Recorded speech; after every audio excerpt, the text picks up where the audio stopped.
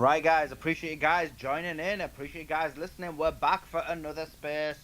Finance and crypto, uncensored, unfiltered, speaking about all things interconnected, interlinked. We talk about all aspects, including, as we said, crypto and its links, and how it links to politics and the various other interlinked, interconnected webs. Many people are not willing to speak about this, but we don't care. We want to speak about it. We want to be the only uncensored finance show on X. That being said, we're going to be speaking about the Tether Bitcoin launch and the China India trade war escalates. I've actually not read anything. I just got up, to be honest, so I want to check up on that and see what Simon says about the escalation.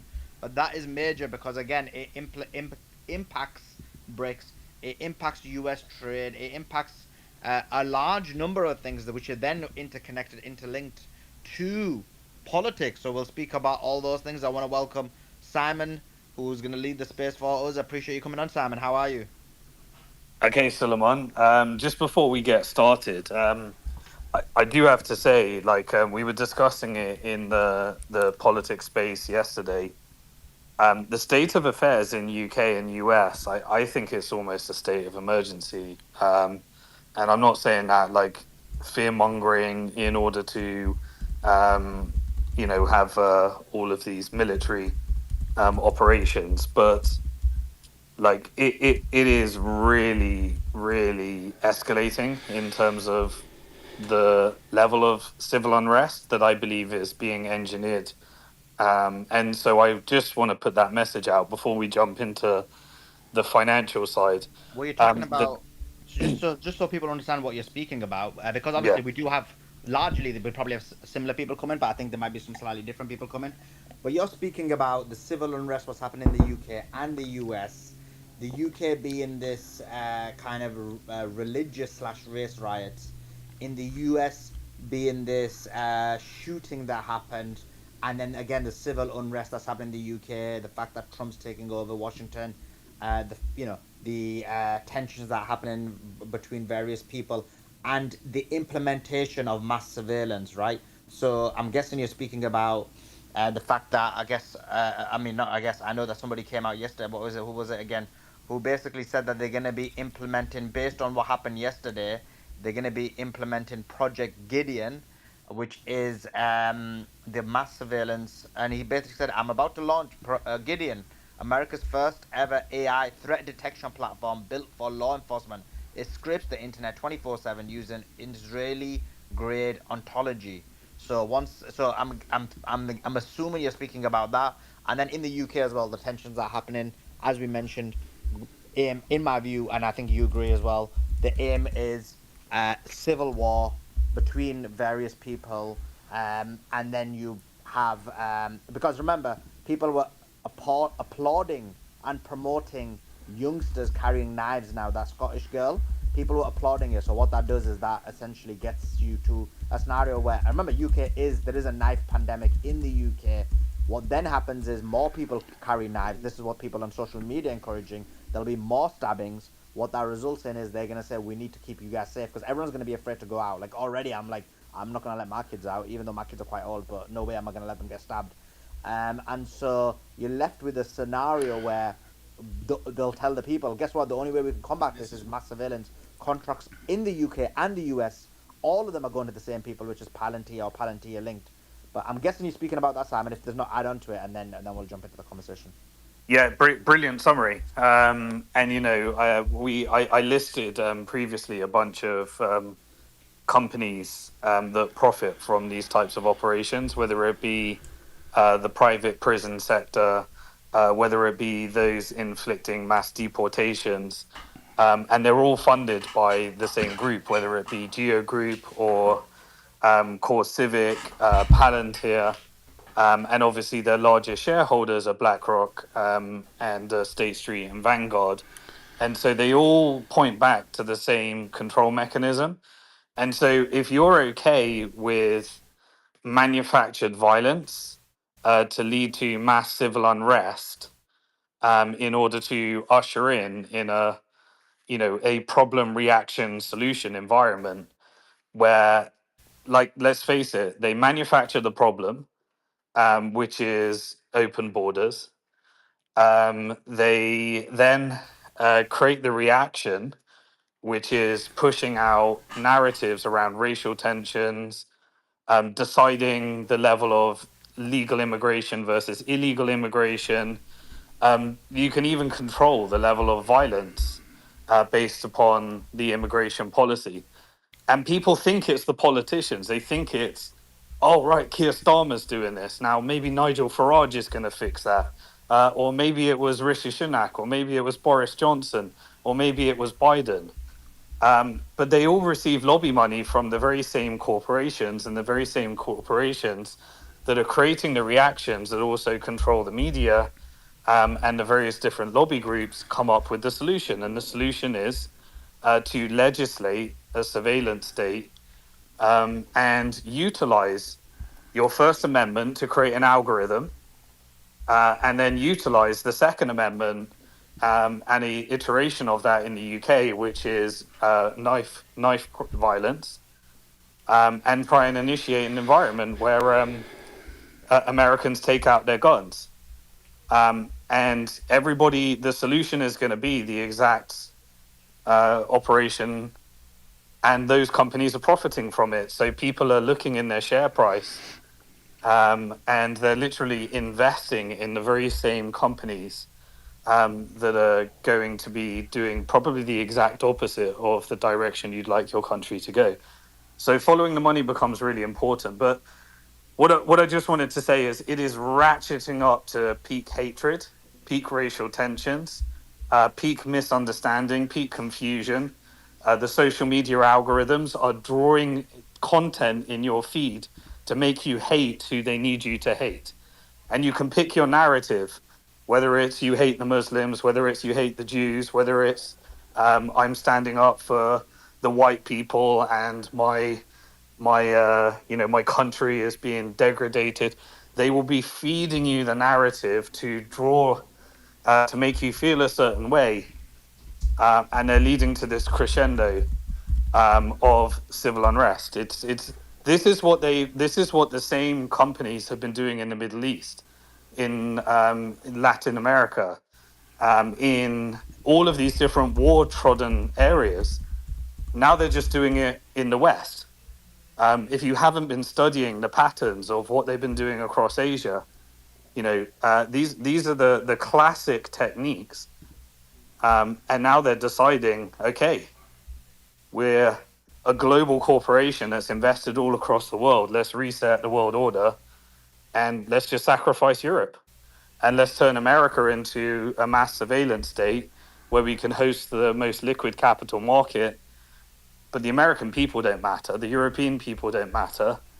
The Brits don't matter. And I'm sorry, Trump ain't here to save you. He's paid for by the same people that they paid for with Biden, the same people that bought Keir Starmer, the same people that bought Macron, the same people that got Merson.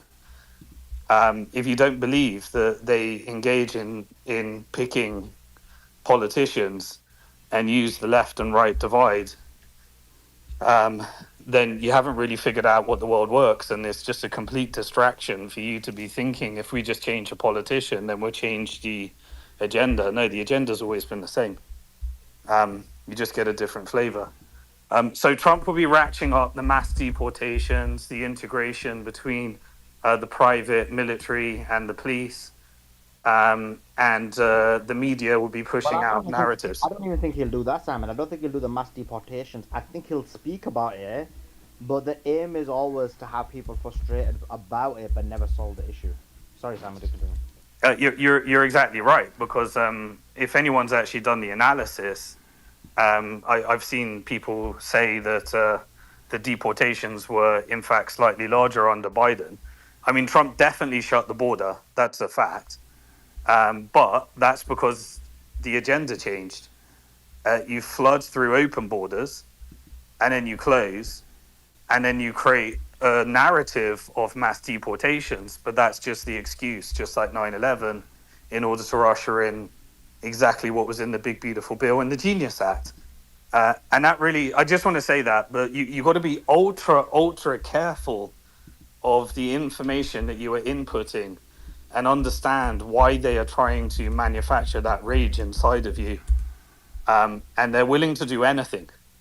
Like, don't think that that these people operate with ethics and concern for country. They don't. They really don't. They're willing to do anything, and we've seen that through all the different types of deep state operations that have happened over time. Just think about COVID. Just think about the vaccines. Just think about the Russia-Ukraine war. Just think about 9/11. Just think about the global financial crisis. I don't know how many of these you need to see until you realize and recognize that these are not natural occurrences. These are manufactured events. But that kind of ties into getting back to the main topic, which is trying to really focus in on the financial side, so that you can redirect the flow of your money. Because unfortunately and sadly, most of you work for an employer that sends your money over to a pension, and that pension is managed by somebody like BlackRock, and BlackRock is using your money against your own interest. And most people don't even know what they're actually funding with their own money, and what they're actually profiting from. And you are profiting from those that are setting these types of things. And so one of the things that came out in Genius Act is an anti-CBDC environment. CBDCs are for Europe. We've got a central bank digital currency. The digital euro is set to beta test in October. And that is a programmable form of money where you can programmatically have different behaviors and integrate with a social credit score, which is why you're kind of seeing this kind of fake battle between JD Vance and Apple and the European Union in order to make sure that America can control the data, and Europe's kind of pretending we want to control the data. This is all about the social credit score that's going to be integrated into the central bank digital currency. On the other side, in America, they're saying, well, we'll do it the American way. The American way is we don't give full control to the government. We give full control to the corporations. And so you're going to have stable coins in the US. They do the exact same thing, but the controller of the stable coin will be the large technical companies that are currently getting all the military industrial complex contracts and all the alternatives to the financial industrial complex. They're all coming together, consolidated into these mega corporations, with NVIDIA reporting record earnings in terms of rolling out all these data centers all around the world. That kind of goes into the China bit. But the point is that stable coins is the control mechanism in the US, and central bank digital currencies is the control mechanism in Europe. And we'll get into the China part in a bit. Now, what is really important is we've always been talking about the resistance. And the resistance is the ability to own Bitcoin in self-custody. It achieves several things. Firstly, Bitcoin has historically outperformed inflation every single time. And with the exception of a few crazy assets, in a risk-adjusted mechanism, it outperforms every asset. So you get to boycott the Federal Reserve, beat the system, because the one thing in how they're engineering the system, and we've been covering this every day on these finance shows, is that if you don't own assets, you will be that person that is being completely manipulated on a universal basic income, manufacturing violence, wondering why you're a debt slave to the system. That is the reality. If you're in debt and you don't own assets, you will be that person. You can't beat the system unless you own assets. That's the K-shaped economy that Robert's always talking about. There's an economy between those that own assets and those that don't. And those that own the assets is getting a smaller and smaller and smaller and more consolidated group. Bitcoin and gold is the exit.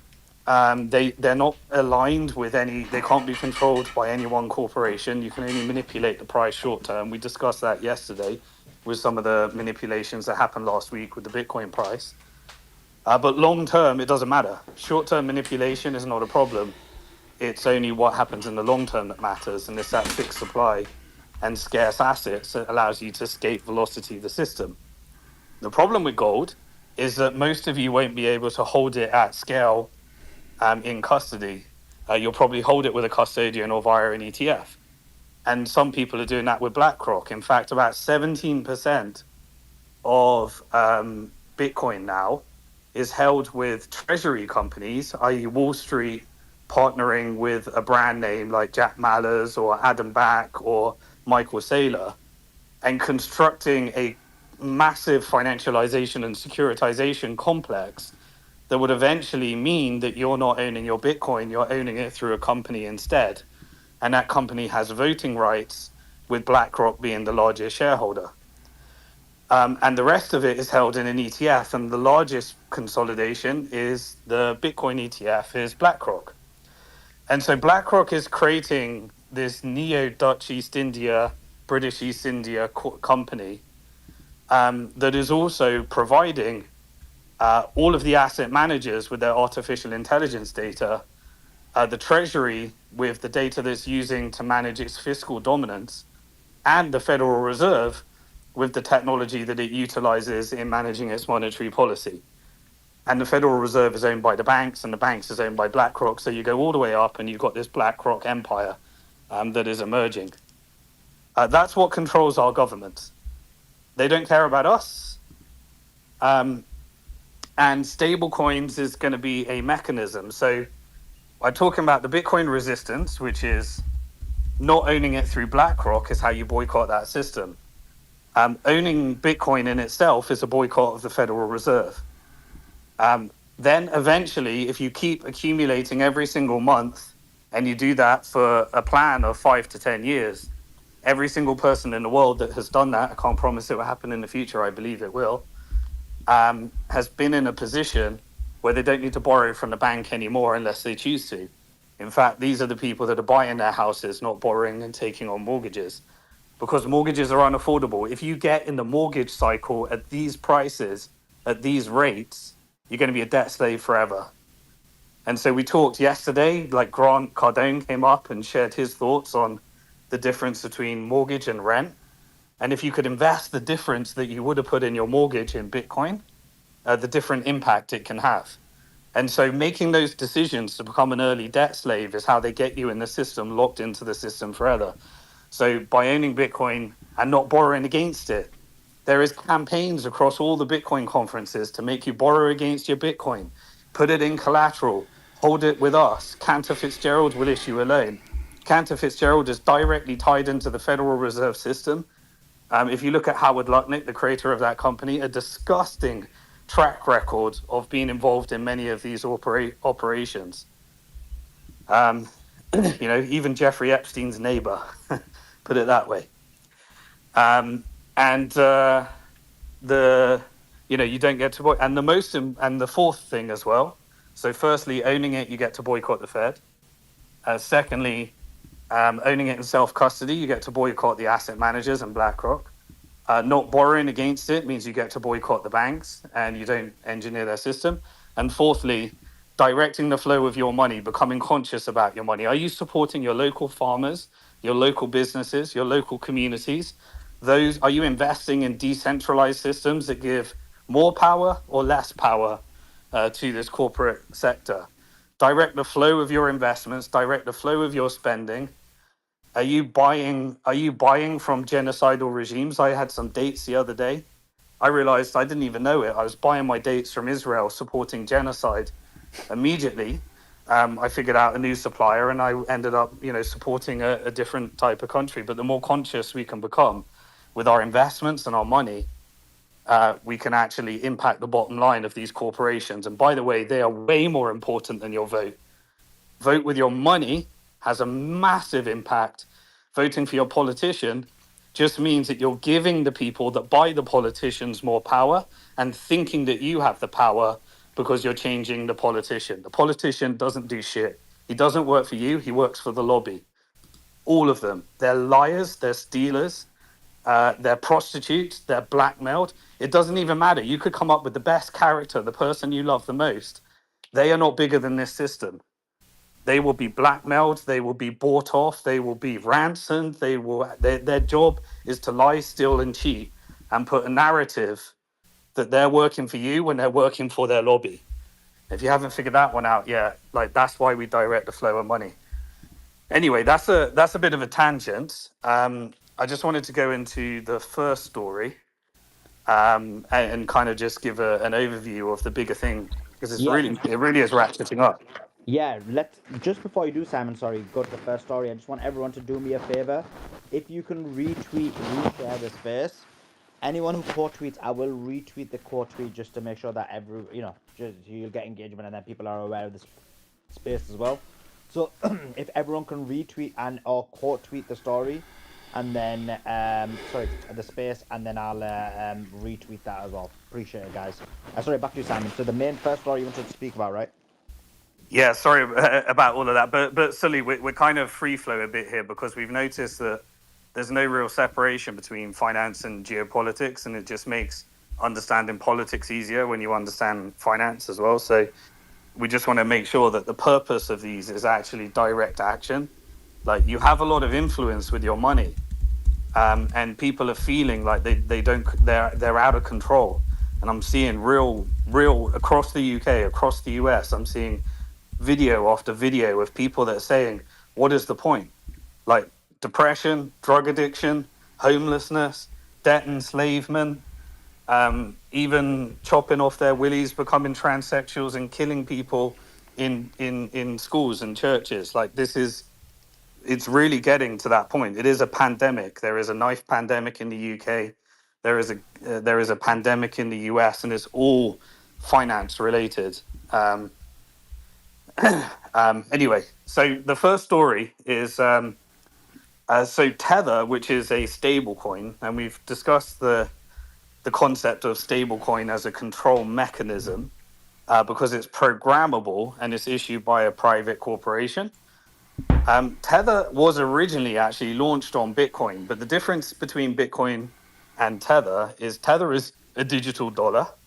So basically, the concept is that you create a token that exists on top of Bitcoin, and that token is always worth $1. The reason it's always worth $1 is because somebody deposits $1 at Tether's bank, and then they issue a token worth $1. And so there's always meant to be enough dollars that back all of the tokens. And then what do? They take those dollars in the bank, and obviously you don't leave it in a bank. You lend it to the US government and you buy treasuries.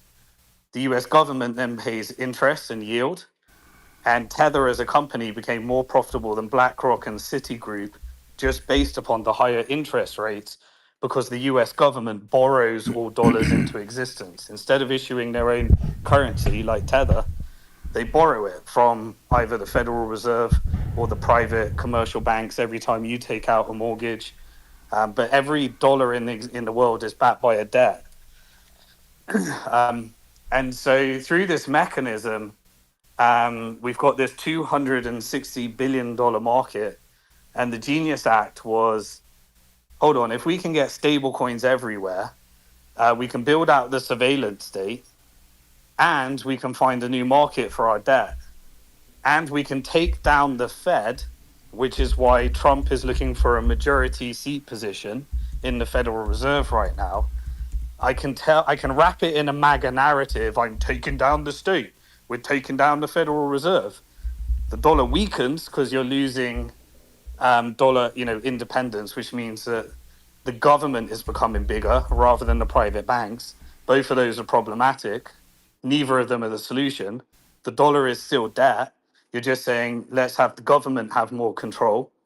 And we talked about how America's looking more like China every day. China's looking more like America every day. And they'll meet in the middle with a stable coin and central bank digital currency. That's where we're going. And so Fed independence is being decreased. Stablecoin issuance will be increased.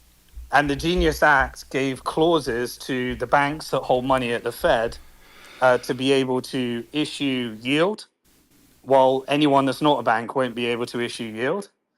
And then you can take the reserves at the Fed, the $3.5 trillion, and issue a stablecoin against it for the banks. Now, what Tether has done is said, Right, we're going to go back to our original roots. So when Tether launched in 2014, it was built on Bitcoin. And because the technology at the time had very expensive transactions, slow transactions, and it was a technology called Omni, which was launched through an ICO and various other things. Eventually, it ended up going all to Ethereum, and then it went to further and further down all these neo chains. But now they're announcing that it's going to be put back on Bitcoin through a technology called RGB. Don't want to go into the geek of it. But in a nutshell, I don't know how it's going to fully work right now, but the promise is that it's going to be done in a more decentralized way. It's going to have private transactions built in. And you can actually take your Bitcoin wallet and you can have a digital dollar with privacy built in, is the promise. How that will work, we should definitely watch.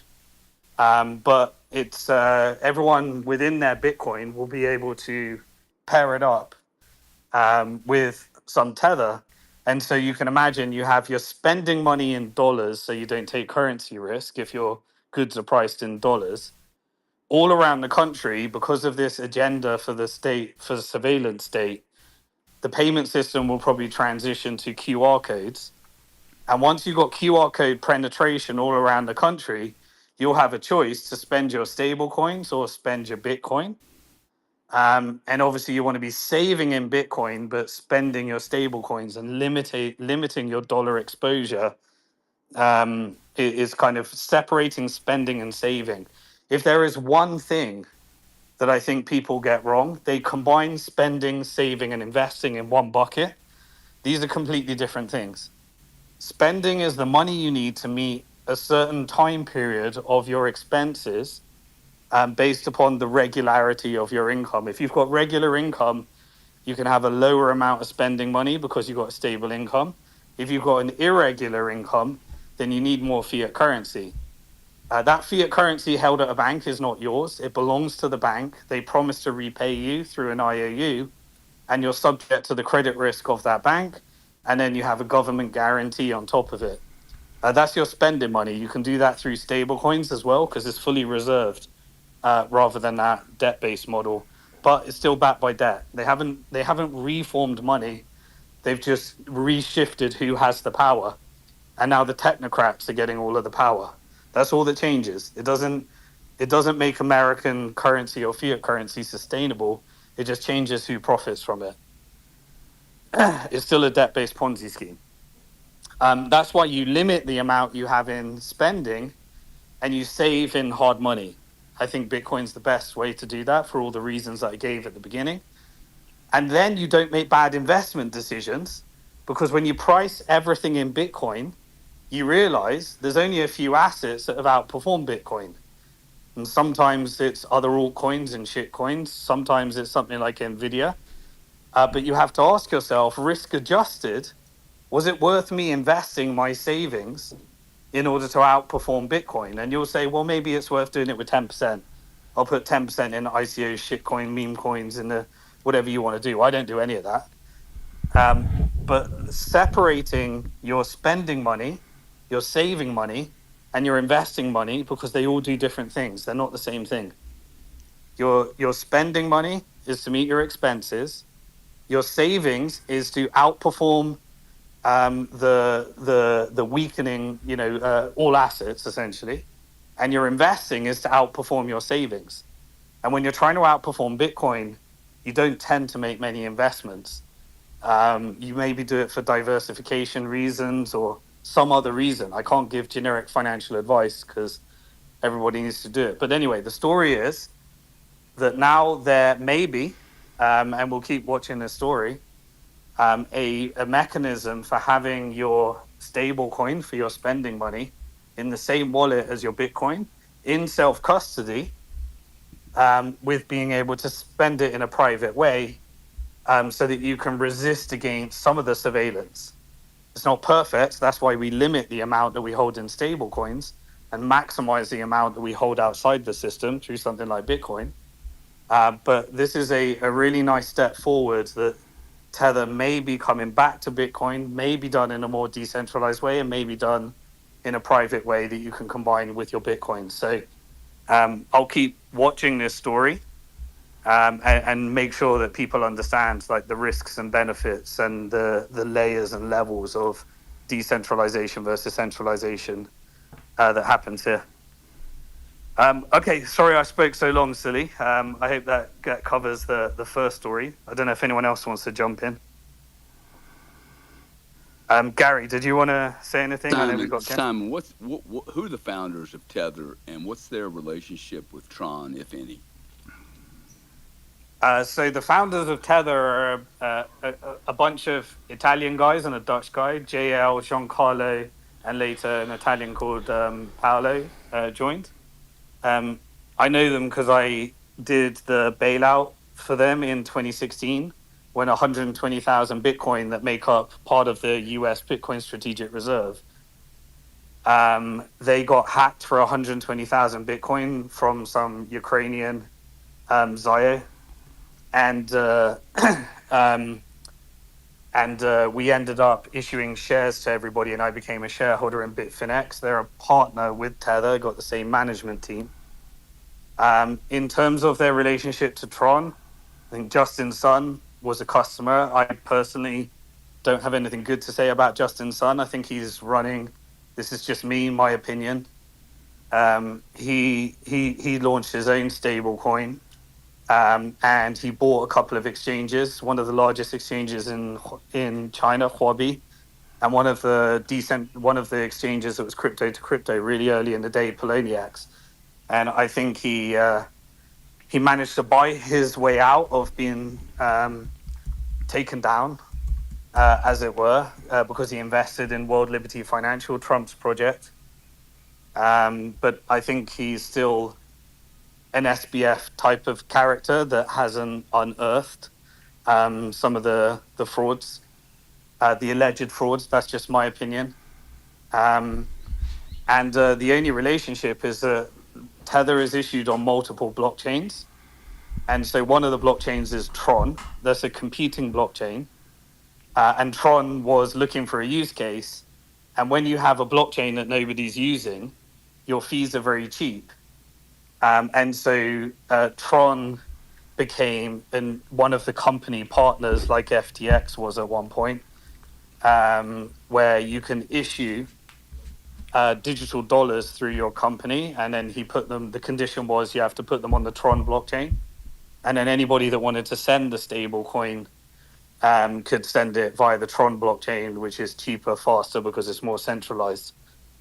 That's the extent of the relationship that I know. I imagine, because Justin's son is incredibly wealthy, I imagine they've made many co-investments over time, and they're all deeply injecting themselves into the Trump administration at the moment to ensure their future as well. But in terms of risk, you could take all of the stable coins that are issued in Tron, and you could create a mechanism for swapping them to the stable coin issued on Ethereum or a stable coin issued on Bitcoin. And we've seen that before. So we've seen the unwind of blockchains and stable coins, and you just basically create a swap facility. And Tether would be able to facilitate that if there was ever like some systemic risk in the Tron blockchain. So answer your question? It's clear as mud, man. Thank you very much. Appreciate the history lesson. I think it's important for me to understand who's doing what to who, and where the agendas are. You know, there's so many moving pieces to this industry. It's quite fascinating. Yeah, it definitely is. The stories never stop. Eric, you had your hand up. Did you want to cover a different story? I think unless anyone wants to cover Tether anymore, I think we can move on from that story. Can I ask a real quick question first? Yeah, go for it. Simon, can you explain a little more? Because it's difficult for me to wrap my head around all this. But how is Tether absorb the U.S. debt, and then how is that in relation to Bitcoin? And if it is absorbing U.S. debt, does that just kick the can down the road, or does it have any sort of actual effect? Or Can you go into that a little bit more? I'm Yeah, having sure. struggle understanding that. It's just a buyer of treasuries. That's it. Doesn't change anything. And so Tether is the 18th largest buyer of US debt, which is the equivalent of the eighth largest country just after South Korea. And so stable coins are just a buyer of debt. Doesn't change anything. It does create a full reserve system, which I think is less risky than a bank. But the difference is a bank gets a bailout. A stable coin is full reserve, backed by the credit rating of the US government. But if you essentially, I'll give you one case study of what Trump did. So Trump went to the Middle East and he negotiated a deal with, I think it was the Abu Dhabi Sovereign Wealth Fund. They wanted to invest $2 billion in Binance. There was a dealing under the Biden administration that took down Binance, installed a US compliance team, and then they started weaponizing Binance in the Israeli war to seize all accounts of like Turkish people, Lebanese people, various other, and Palestinians, obviously. And so Binance then started to become something that the Middle East wanted to use because it's got 260 million users. And so they agreed terms to invest $2 billion into Binance. And now CZ, I think, is mainly located over in Dubai. And the deal was that Trump said, okay, well, I'm not sure if it was Trump or his family or his advisors or whoever, but representatives of Trump said, why don't you invest $2 billion as part of our deal through World Liberty Financial, which is the stable coin that Trump's creating for his family, through Eric Trump and Donald Trump Jr., Steve Witkoff's son, and I think Howard Lutnick's son. No, he's involved in Cantor. It's Steve Witkoff and Trump and their sons that are involved in World Liberty Financial and Tron as well. And so he said, deposit the $2 billion with World Liberty Financial. We'll issue $2 billion of USD1, which is the name of the Trump World Liberty Financial stablecoin. And then we'll take, so now you've got a market cap for that stablecoin of $2 billion. You found a deal to get somebody to give you $2 billion. And then World Liberty Financial gave that to Binance, and then Binance made that investment to purchase the shares. And so now you have Trump's got World Liberty Financial has $2 billion. Binance has a stable coin that they can make a market on the exchange. And the Abu Dhabi Sovereign Wealth Fund has got the shares in Binance. Now, what does the World Liberty Financial do with that $2 billion? They buy treasuries. And so they get some 5%, or whatever it may be, yielding treasuries, mainly short-term bills. And they receive approximately $60 million in yield a year. And so now you've got a $2 billion stablecoin. The investment has been facilitated, and World Liberty Financial is receiving the interest on the government debt. And so the more deals you can put together like that, you're creating a flywheel to roll over the debt-based Ponzi scheme, find a new market for the debt, facilitate more deals, and essentially make the problem worse of the debt-based Ponzi scheme. So Does that essentially, make sense? the world is over. I mean, that's unbelievable what you just said. I mean, that's crazy. Yeah, and that's how I think you combine tariffs, trade deals, stablecoin issuance, crypto, the exchanges in the Middle East, transfer of wealth through stablecoins, but perpetuation of the dollar debt-based Ponzi. And then if you can wipe out the Fed in the process, get a majority there, you can use monetary policy in order to do modern monetary theory at the Fed and the Treasury. The government can become more important than the banks in that mechanism.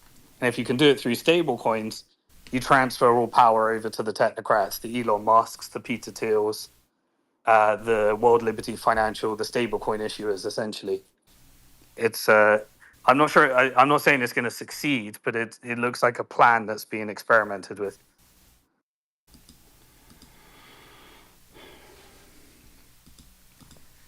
Cool. So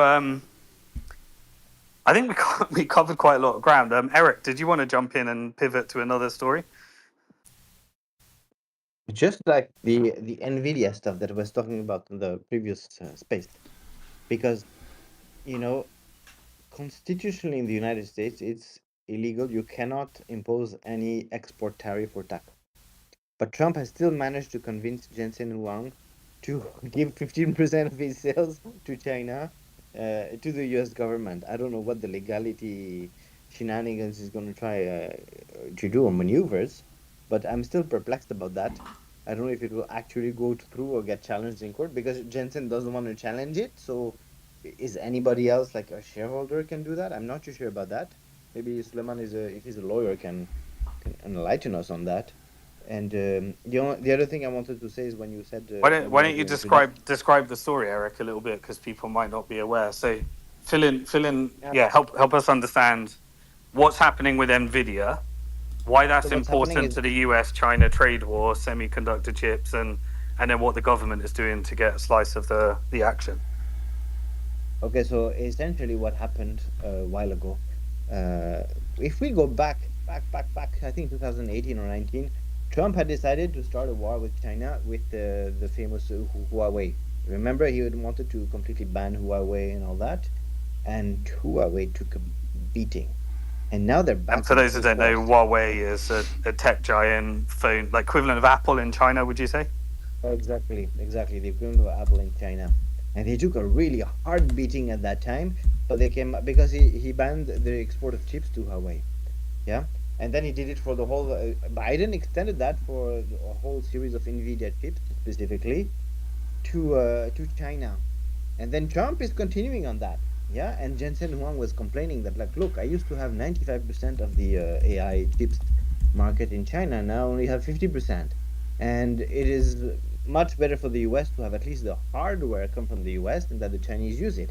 Before, the Chinese had no problem. Now with the trade war and all that, the Chinese are saying, you know what, even your new handicap chip, because they're making now a lower version, if you want, of the chip, the H20, specifically to export to China.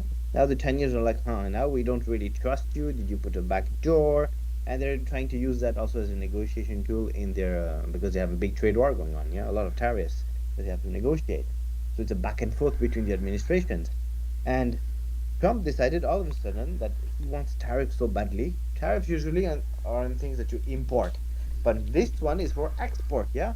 And Trump wants to tariff the export of a product, but legally, by constitution, actually, it is illegal in the United States to put any tax on any export outside the United States.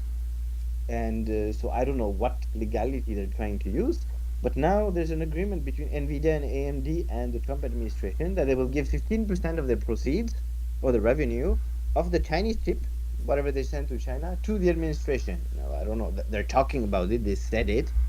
Constitutionally, it's very dubious. So I don't know what legality they can do. I'm not a lawyer, so I don't know any of that. I just find it a bit curious. But what it does show you is that Trump has two things in mind. He has the trade war, so the security side, and he has the revenue side, and he's really hell-bent on the revenue. He wants to milk anything that he doesn't really like that's going outside.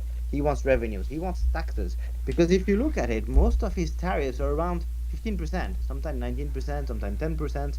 They hover around 15% plus or minus a few percent. So it's like a tax. It's like a sales tax that you're giving on the consumer. And in the case, or the company, like he's trying to do to AMD and Nvidia, he's saying, well, I tax the company, so I'm kind of taxing the Chinese. Yeah, that's his logic. I can understand the logic of it, but there's a constitutionality problem. And then I think I agree with Jensen Huang that this chip trade war is not a good idea because it pushes the Chinese to try and develop their own chipset. Like, just to tell you what happened to Huawei, why it's back in force, is they managed to produce their own 5 nanometer chips. So it's about 2 generations behind the US one, who are now at 3 nanometer and getting to 2 nanometers. but it's still working. They're making good phones with it, and now it takes a bit more effort to have the machines that are right now they're produced in Holland, the Netherlands, the lithography machine that you need to produce these chips. So it'll take some time for China to be able to catch up on these machines. But I mean, it's a very industrialized country. They have so much capability. I would not be surprised that within 5 years they achieve that capability. Once that's done, they will absolutely buy nothing from the US. Yeah. If they fail, and that I want everybody to understand, if they fail, it's possible that China doesn't manage to produce really the technology they want. So they still have to buy a little bit from the United States in the meantime. Yeah. And it will make them set their eyes more and more on Taiwan because the biggest manufacturer of chips on the planet is TSMC in Taiwan, by far.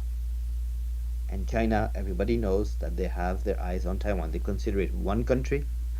And if they were to fall in a serious shortage, it could accelerate a conflict in Taiwan. I hope it will not go to physical conflict, but they might give an ultimatum to Taiwan saying, produce for us or else. Yeah, something very stern like that.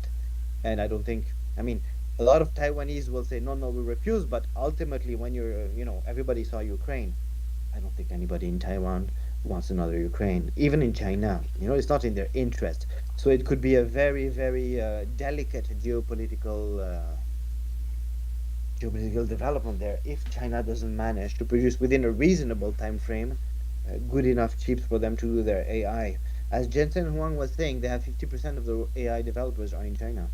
So they will continue to develop. So look at the approach that they use. They used efficiency. So DeepSeek is more efficient than the North American algorithm, ChatGPT, Grok, this and that. So they focused on making more efficient algorithm precisely because they know they have a hardware shortage. And then they decided to hit a bit the United States for the revenue side because they're like, okay, DeepSeek very cheap. So when ChatGPT want to have tens and hundreds of billions, at some point the reckoning will come if they don't have enough revenues. A lot of these companies will lose valuation and lose money if investors have put so much money for infrastructure, but then the revenues don't match what they invested. Then it becomes a loss, yeah, like a dot-com era a little bit. So this is yet to be seen, and that's how China is striking back, saying, well, you know what, we have state sponsorship, we make efficient algorithm. Here, there you go, they're almost free. They're very cheap, yeah. So it's a battle like that, and I just hope that Taiwan will not be the victim of that battle. Back to you. Yeah, it's really interesting that the roles are being flipped, and we kind of hinted about is America becoming China and China becoming America and meeting with a CBDC and stablecoin in the middle. But China seems to be fighting back with, um, not caring about intellectual property, not caring about copyright, open source, the complete opposite of everything you'd ever imagine China to do. In terms of like open free markets. And then America's using, tariffs, copyrights, and obviously whether we're going to move to military. So to help everyone understand the flow of that, there's kind of a couple of things that Trump's been doing. One of them is he wanted a stake in Intel. We covered that story. Intel is a chip manufacturer in the US, AMD is the other. But TSMC, which is located in Taiwan, owns the market. And both America and China need to become independent of TSMC. China may be there. Eric gave his speculation, but none of us really know, what they're actually, how far they've got in terms of, but both America and and China want to be independent of TSMC. And TSMC is almost like a national security for Taiwan to prevent from reunification, because if you interrupt the supply chain between semiconductor chips right now, it would be, you think the global financial crisis was bad? This would be the end of everything as we know it in terms of all supply chains. Nasdaq You would went, completely collapse. Nasdaq would lose 70% of its value. It's just unreal. Yeah, so it cannot stop. I would just want to hold you for a second here. What do you call it? Huawei. They are producing in China 5 nanometer chip. That's a fact. That's not a speculation. More than that, we don't know how far they have advanced. But their flagship phone is with this one. So whatever the best they have, they would put in their flagship phone, the trifold. Back to you. Interesting. Now, where it gets really interesting with Taiwan is that Taiwan has a security agreement with America, but rare earth mineral agreement with China, which means that on both sides they need China and they need America. And their national security to prevent from reunification depends upon them being important with TSMC. So this company is the most important company in the world because you don't have an F-35 fighter jet, you don't have a drone, you don't have an Apple iPhone, you don't have a laptop, you don't have a Chat GPT, you don't have a DeepSeek, you don't have a robot, you don't have a Tesla, you don't have anything without TSMC. So you're talking about the Magnificent Seven stocks, all dependent upon TSMC, as well as everything that's happening in the technical revolution in China, which also has a bunch of, so it's like the most interesting situation. But TSMC can't function without China's rare earth minerals.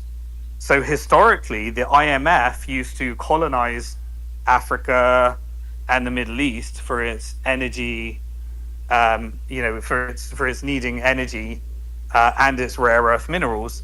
And then you had the funding of militia groups like M25, M23 in Congo, where you would have Western companies sponsor through neo-colonialism militia groups in order to steal resources and ensure that they could be exported and get back to Apple in the supply chain. And so anytime China tried to get access to some of these routes, you'd end up with the company having state-sponsored terrorism. You'd overthrow the company. You'd suddenly have ISIS in Nigeria. But all of these militia groups, they're sponsored by state interests. So they want you to believe that ISIS means Islam when it's actually just a militia group that weaponizes religion in order to fulfill a Western agenda. And this is what USAID kind of proved. The Taliban, ISIS, and Al Qaeda were all sponsored by America and trained via Israel. And so you had state sponsored terrorism, but it's just a mechanism for causing renting out these militia groups so that they can get access to the resources or achieve the geopolitical result they want. Now, other countries started doing that. Russia did it with Wagner, and then UAE starting to do it in Sudan. And so everywhere you see a war, you see a state-sponsored militia causing problems in order to get those resources. And so China's now got massive monopoly on all the components that are needed for that, for those rare earth minerals. Taiwan is producing the chips, and both America and China are trying to become independent. And then you've got all the energy needs that's needed to power all this artificial intelligence, which is why we're seeing all of these resets across the Middle East, and these either America trying to negotiate a deal or China trying to negotiate a deal. So it deeply interconnects with everything. Now,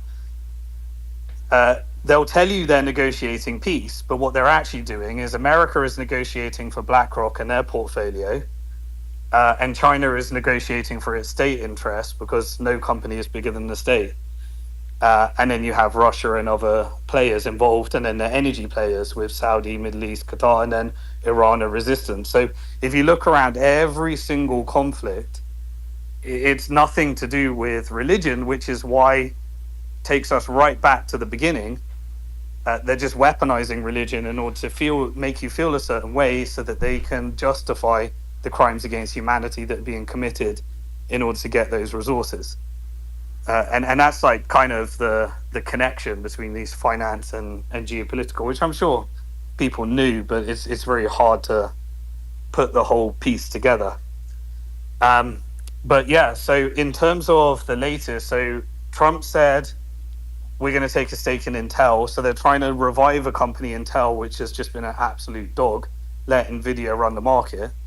Nvidia had its earnings today, record earnings, like blew the shit out of every I think it was like $59 billion profit this quarter or something crazy.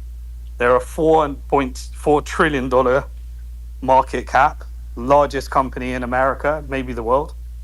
Doubt it.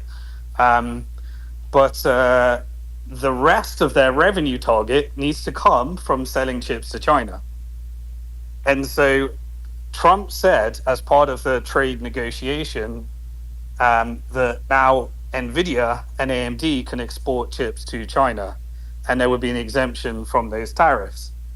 China said, we don't want them for national security, and now NVIDIA can't meet its projected revenue target unless it sells those chips to China. And so Trump came back and said, right, we'll take a stake in Intel. We'll threaten a 200% tariff, and America needs China for its magnets, rare earth minerals, and various other components. And China is saying, right, until we figure this one out, we're not giving you those goods. And if Trump doesn't get those goods, they can't come from anywhere else. So Trump's then looking at how do we control our sphere of influence? Well, we got Canada, we got South America, we got Latin America, we got Mexico, and now you're starting to see escalation in all of these regions, where essentially Europe is being sacrificed for American companies. The American people are being sacrificed for American shares. And I think Latin America is next, and I think Latin America and Europe continue to be war zones. No one's negotiating peace. Everyone's negotiating how to get that next level of GDP and access to those resources. There's no peace negotiations. No one's after it in those regions, is my perspective. Right. Wow. Suleiman, so I think we did the Tether story. I think we did the civil unrest. I think we did the China. Oh, and by the way, the 50% tariff on India kicks in. I want people to understand that tariff means it's a tax on the American people when they import, because the importer pays the tax. So the government has got 350 billion of revenue, but it's been predominantly paid by American companies, and it will predominantly pay with inflation in America. So it's just a tax when you're running a surplus. And so you have to pay higher prices eventually, and the companies have to pay a higher tax, and that's leading to record M&A activity, where the investment banks are just consolidating all these small businesses into these larger corporations that are able to leverage their power, and because they've got a global structure, they can offset any tariff through their foreign operations. So it's massive consolidation of power, massive monopoly, attacks on the American people. And now Xi Jinping is meeting Modi this Sunday, I believe. The 50% tariff is on India. The threat of a 200% tariff is on China.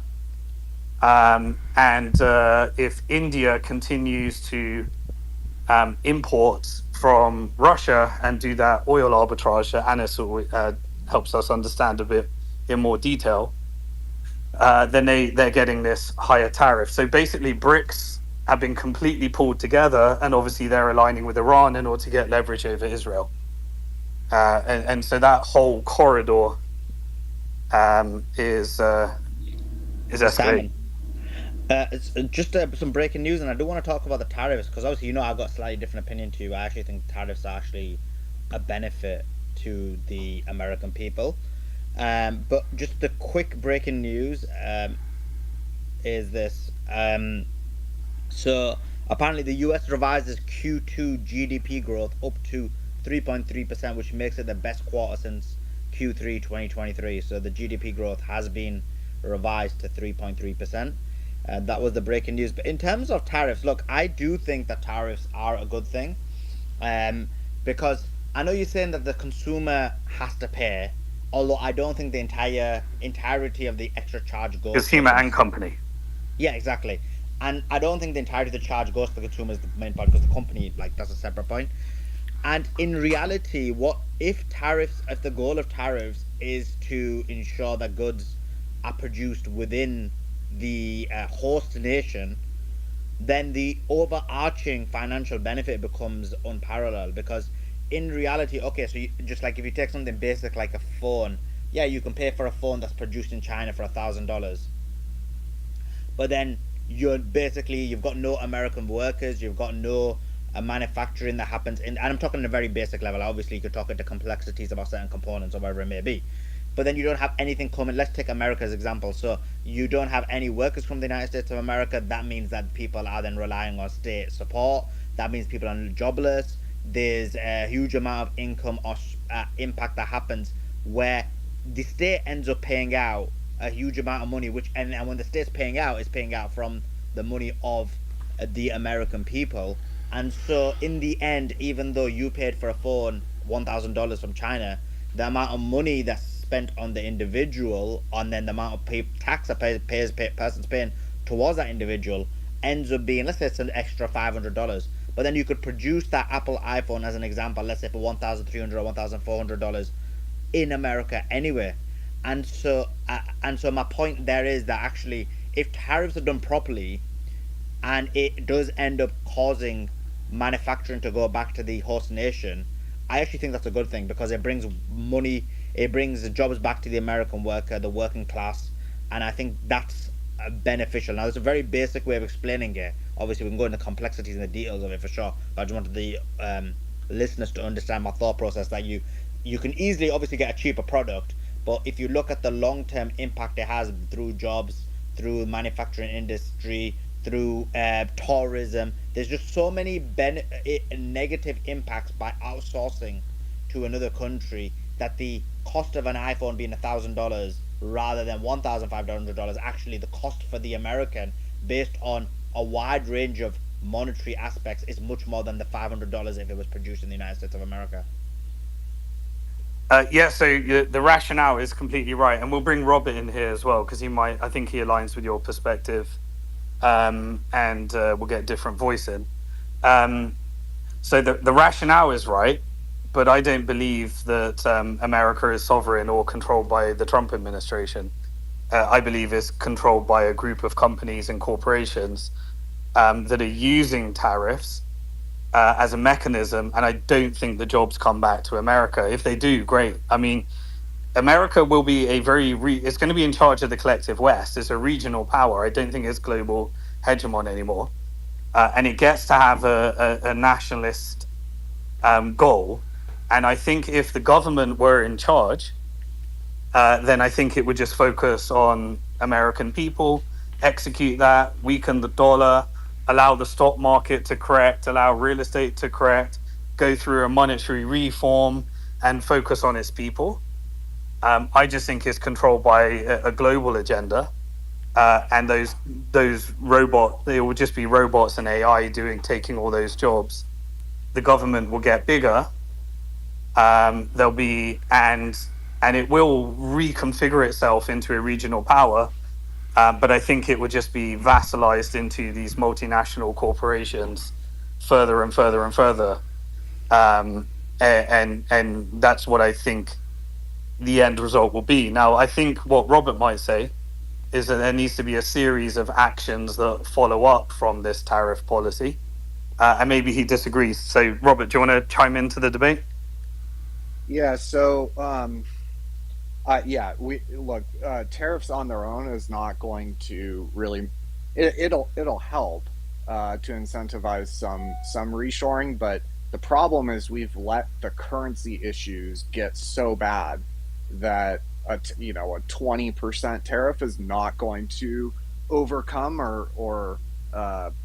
overcome the issues, the mispricing, misvaluation in currencies, which is really where the issue is. And that's why it was Myron's second phase of his paper was first you tariff, but then the second phase is you start addressing the currency, you start addressing, in the case of the US, these capital inflows, which arguably you could make the argument that foreigners pouring money on a net basis into financial assets actually caused our trade deficit. This is just kind of one of those double entry accounting sort of truths. The balance of payments must always net out to zero. And so, if foreigners are buying $100 billion of equities and treasuries and dollar denominated assets, that could actually cause, you don't really know what comes first, but a number of very intelligent macro minds have made the argument recently that the capital account inflows are actually the cause of the trade deficit. And of course, it's kind of a self-perpetuating cycle where dollar then appreciates, making U.S.-made goods less and less competitive the stronger the dollar gets. So you kind of hollow out your industrial base more and more, relying, again, you're running a bigger trade deficit, which means you're running a larger capital account surplus, and it kind of gets into the self-perpetuating cycle of dollar strength, capital inflows, dollar strength, bigger trade deficit, and kind of gets to the point that we find ourselves at today. So the currency must be addressed if he actually cares. Like, ultimately comes down to a question of do you think when evaluating the situation, ultimately it kind of comes down to, like, do you really think that he's trying to reshore? Of course, we're not going to reshore 5 million jobs, 5 million manufacturing jobs because of AI and automation, amongst other issues. We're not going to reshore that, but I think there's kind of two benefits to reshoring or to tariffs, which are in the direction of reshoring. One is a national security argument, which I think I made yesterday. I think that that's pretty much not debatable, really. I think that pretty much even the globalists kind of, in a quiet secret room will admit that from a national security perspective, it's a major issue. But then on the other side, you kind of have more of a social, economic argument for the 70% of Americans don't have a college degree. Manufacturing used to be good paying jobs for those 70% of Americans that don't have a college degree. But I do agree with Simon that you're never going to bring back 5 million manufacturing jobs that we lost. That's never going to happen. But I think to address if we can at least reshore it, even if there's heavy automation, at least from a national security perspective, we're not so totally screwed where our adversary controls critical industries, whether it's rare earths, whether it's chips and electronics, whether it's pharmaceuticals, like everything, right? I just don't think it's debatable from a national security perspective. From the economic side, there will be I think there's more debate there. I would say with tariffs, so far at least, the data is showing that about 65% of the tariff is being eaten by the overseas company, right? So the Chinese company that actually makes the good, eaten by them and the U.S. firm. You add the two of those together, and they're eating about 65%, about 2/3 of the tariff is being eaten by those two combined, meaning the consumer is only paying about 1/3 of the tariff. And it's also important for people to remember the tariff. Say an iPhone costs one grand. Say we put a 10% tariff just for easy math. Well, a lot of people would think, oh, so the iPhone's the price or the tariff, that iPhone is now $1,100, right? It's a 10% tariff on a $1,000 iPhone. No, it's actually just a 10% tariff on the imported cost of the iPhone. So I looked it up. I've looked it up, a couple times, and the average margin for a good being imported from Southeast Asia, including China, is about 45 to 50%. So call it half. So what that means is that 10% tariff, the iPhone, for Apple to actually get it into the US, Apple's only paying $500. So the tariff is only on that $500, meaning that, what originally you thought was a $100 tariff is actually just a $50 tariff. Then once you break it down even further and realize consumers are only paying 1/3 of the tariff, you're talking about 1/3 of $50, you're talking about like $15 on a $1,000 iPhone with a 10% tariff. So the scale of it, I think many of the tariff panicans kind of didn't understand the margins on these imported goods. I don't think that they understood the reason, kind of the deeper reason that it was being done. A lot of them fell into the kind of hyper globalist sort of camp, and so they kind of were vehemently opposed. A lot of them, by the way, were in the top 1%, which disproportionately benefits from those capital account inflows. But as a direct result of running a large trade deficit is that our top 1% get obscenely rich because hundreds of billions of dollars per quarter must flow into their assets. I mean, imagine if imagine if you could engineer $150 billion per month structural bid under your bags. Like this is what the top 1% did by running these utterly insane trade deficits. So, I think they're good. I think that the impact was vastly overstated. Could it cause 10, 15, 20, 30 basis points of goods inflation? Sure. But right now, goods inflation out of the 3.1% core CPI, which is what core CPI is running at, out of that 3.1%, only about 20 basis points is coming from goods.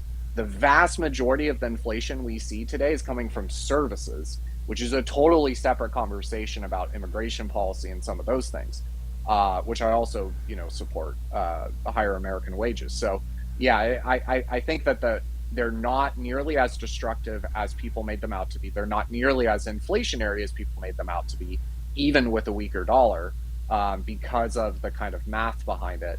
And I think the general idea, the general thinking, right, the general reason behind the tariffs is positive, both from a national security perspective and from a kind of restructuring of our economy kind of perspective, with the K-shaped economy and wealth inequality, asset holders versus everyone else, right? That ties in with the dollar and the trade deficit. So I think it's a move in the right direction. I think that the concerns, if anything, I think it'll act as a tax, as a demand.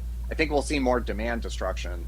I think consumers are just like, oh, well, the iPhone went up, 30, 40 bucks. Well, I'm just not buying it. I kind of already didn't really need it, and I was already in not the best space. Now that it's gone up, even if it's only gone up, $50 or whatever, because I think the tariff on China is higher. It's like 20 or 30%. So, I think we see consumers just step away and go, no, I was already kind of tapped out, but this was the final straw, and I'm just not going to buy it.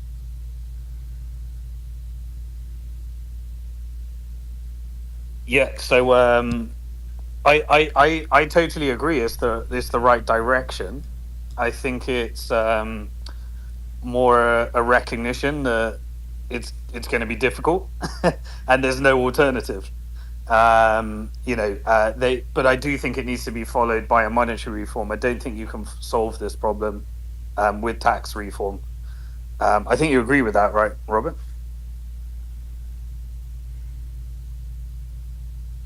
Sorry, that Twitter's got to fix this. Where if you're writing a tweet, you can't get back to your space. Like this. Yeah, I was doing the same. It's an annoying thing. No, I do agree. You really need to address the dollar. You really need to address the overvaluation of the dollar. You have to address why the dollar is overvalued, which is, again, those capital account, financial account surpluses from the rest of the world. And there's definitely consequences to it, right? Like one of the consequences is higher treasury yields. And so, there is no pain-free way to go about the monetary reform. I mean, it's going to be volatile, I think, right? Like there will be chaos. There will be a lot of volatility day to day, week to week, month to month. But then if they are really serious and they're going to go through with the monetary piece, I think it'll be very volatile, and it'll be painful, and it'll be that you try to defy financial gravity for 5 decades. Well, eventually gravity catches up. Yep. Suleiman, do you want to wrap it up here, or do you want to? I noticed you brought Mofit on the stage. Yeah, Mofit, how you doing? How's things? You doing good? Yeah, we all brought a wrap up, but absolutely, yeah, Mofit, as always. Just came to support. Hopefully, crash happens soon so I could buy the dip. But big time shout out to Suleiman. Stay tuned, guys, for the next base tonight. Buy the dip, as Simon always says. Appreciate that. Appreciate you as always, Mofit. Yeah, we'll be back tonight for our regular politics space. We'll start sometime between around 5 p.m. Eastern, I think 5 to 7 p.m. Eastern. So watch out for that. Check that out. And me and Simon will be back for our finance space with all the great people like Gary and Robert and Eric and Dennis and Morfit. We'll be back in our space on Monday, 9 a.m. Eastern, 2 p.m. UK. So 9 a.m. Eastern on Monday for our finance and crypto space, and tonight I'll be back for my politics space with again Simon's a regular, as is Morfit, as is Dennis, and even Gary was here on there yesterday at 5 p.m. Around 5 to 7 p.m. Eastern. So do check that out. That being said, appreciate I'll give all of you a listeners. Go ahead, Simon. plugs if I could, Solomon. Yeah, go for if it. you like Robert's analysis, I really he does great YouTube videos every day, where he just takes an incredibly complex topic and just goes into the charts like real data. And the reason I really encourage people to check them out is because there's so much gaslighting to make you think that everything's okay when I you know, prior to this I was watching a video with just average Americans sitting in their car like freaking out about how they're going to pay their bills and like literally just losing the plot. And it's like when you're going through that, and these are hardworking people, these aren't like degenerates or anything, these are people that have got their job and they just can't keep up, and they're just wondering, what have I done wrong? And then I was also watching like all of these videos of like Brits that are protesting with all these illegal immigrants in hotels, and the violence. And then yesterday we had this like incident while we were doing this space, the finance space, with the shooting of children again. Like there's something very, very wrong. And what I like about what Robert does is he just shows you the data of why it's wrong, without all of the spin. And because some people are doing incredibly well and the vast majority are doing very badly. And Yeah. also, go for it, Simon, Robert. yeah, I just thank you. I really think it's important to put an emphasis on the point you just made. It's been bugging me since yesterday, and the more I kind of went down a dark rabbit hole yesterday with this particular incident and the shooter, and it was like hurting my brain because I was trying to put it in one of those neat boxes, right? Like, oh, this is an act of right-wing extremism or left-wing extremism, or they embraced free Palestine, so that means, right? Like and the more that I like looked into it, the more of the writing that I read, the more that I realized it was not in that traditional kind of bilateral sort of spectrum. This was one of those like just absolute nihilistic chaos agent, just mentally deranged sort of thing. And I think that is way more terrifying. I think that when you have people that are not politically motivated, they're not ideologically motivated, I think that is way more dangerous, like 10 times more dangerous for America as a society, to see that level of kind of derangement, that level of nihilism. I really like, it cannot be emphasized enough that America is extremely sick. And I think that, we're seeing more and more of these types of things. And I just needed to say that because it ever since yesterday, I mean, all day yesterday, I was falling down that rabbit hole, and I came to the same conclusion, Simon, which is this is not some kind of political thing or ideologically driven thing. This is something like much darker, much more nihilistic, and that's really scary for America. Yeah, we covered it yesterday, didn't we, Sully? There was like writing on the gut. There's like Russian writing in there. There's anti-Jew stuff. There's anti-Muslim stuff. There's transsexual stuff. There's LGBTQ. There's like just an absolute cocktail of pick whatever route you want to go down, and you can turn this story into whatever you want to see. And then there was like the mother that worked at the Christian school or whatever, and revenge on mom. Yeah, it's just I think everyone came to the same conclusion. It's either a complete psyop or mental insanity. Yeah, we came to the same conclusion. And I personally believe that it's a it's a consequence of the structure of the economy, and the economy needs restructuring, and Yeah, we're the trying to highlight that. yeah, the birth rate fell to an all-time low, and I was like, well, is it really any coincidence that the real average hourly wage just hit an all-time low in goal terms? Like I agree that it's all downstream from economics, and just to make a note about the YouTube and kind of the view that I have and stuff. Like I did not expect it started here on X, but then kind of transitioned. I did not expect to ever have a large account or ever have a growing account or like I always thought, oh, I'll just have a couple thousand followers and it's just like this little thing that I do for fun. But like as soon as I started digging deeper under the surface and talking about some of those sorts of dynamic, the silent depression stuff, the degree to which it resonated was like it blew me away. It was just I couldn't believe it. It was like this organic like groundswell of support and it clearly resonated with a lot of everyday, a lot of, no, they're not Bitcoiner type people. They're not macro nerds.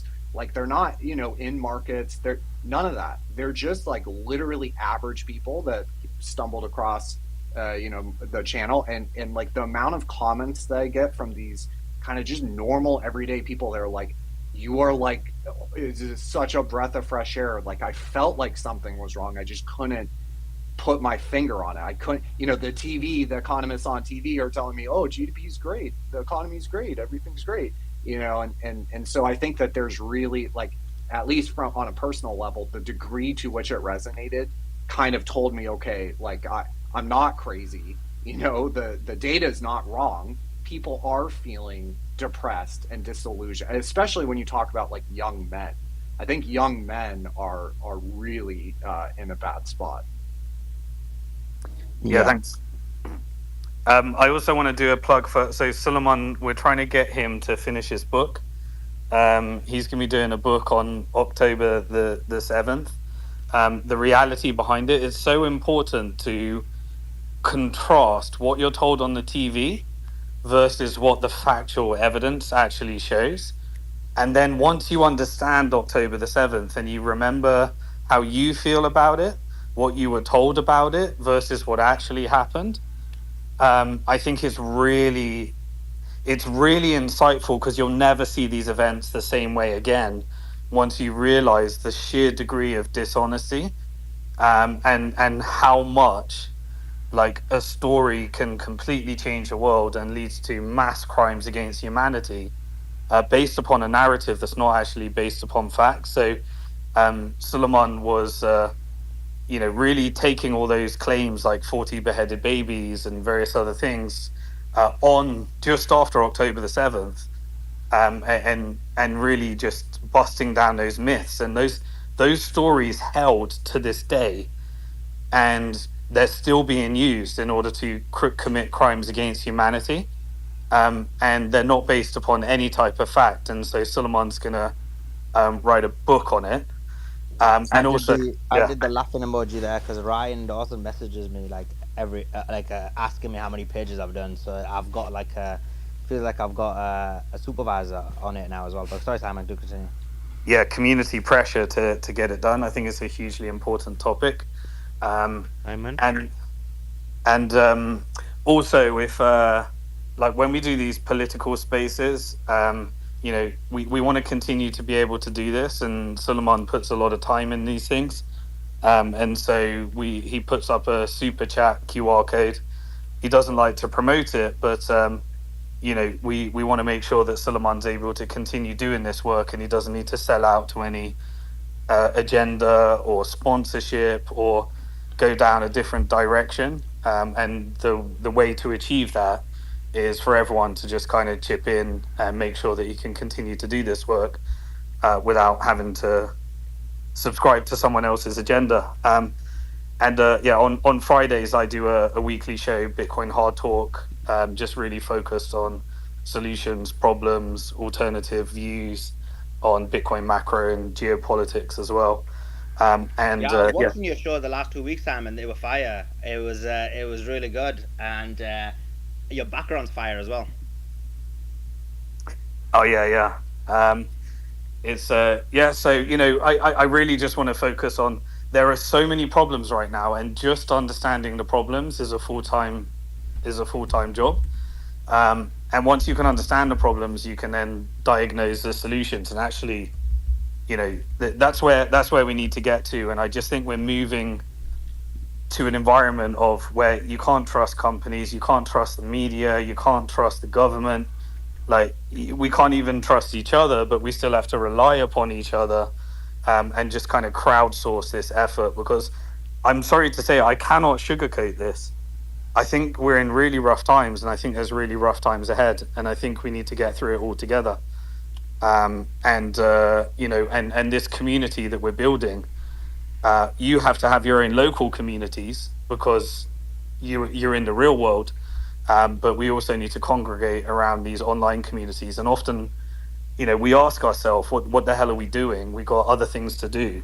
But for some reason, we all find ourselves here committed to something that's bringing us all together to try and just get through this. And, we've all got other things that we could do. So I just wanted a recognition of that we need to look out for each other because there's some really strange things happening in the world, and we can't navigate it on our own.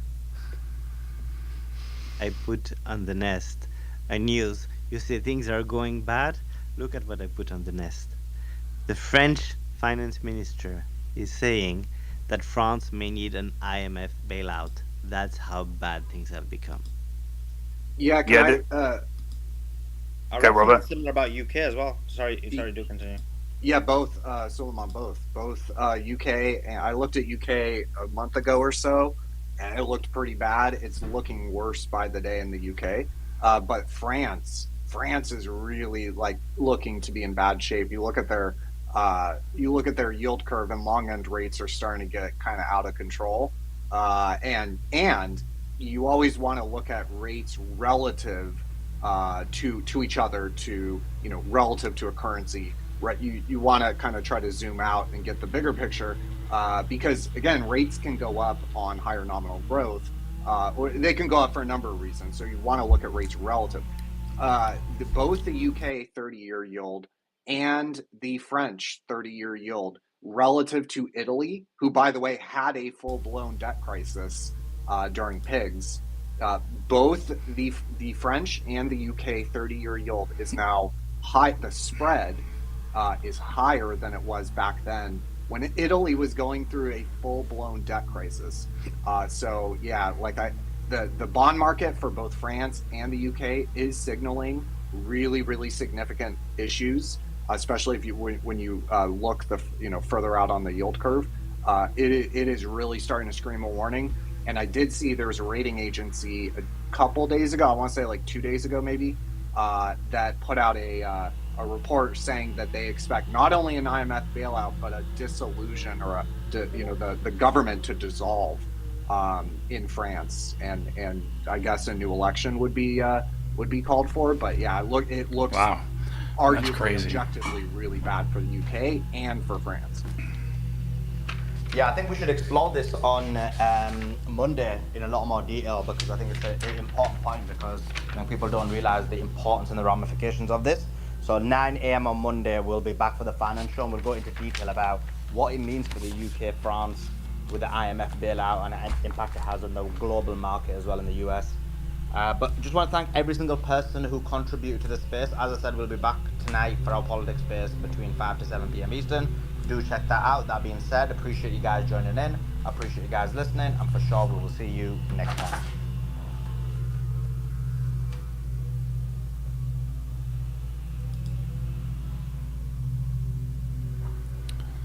All right, another one down. Thanks for those of you that are here, all three of you. And I'm going to shut down.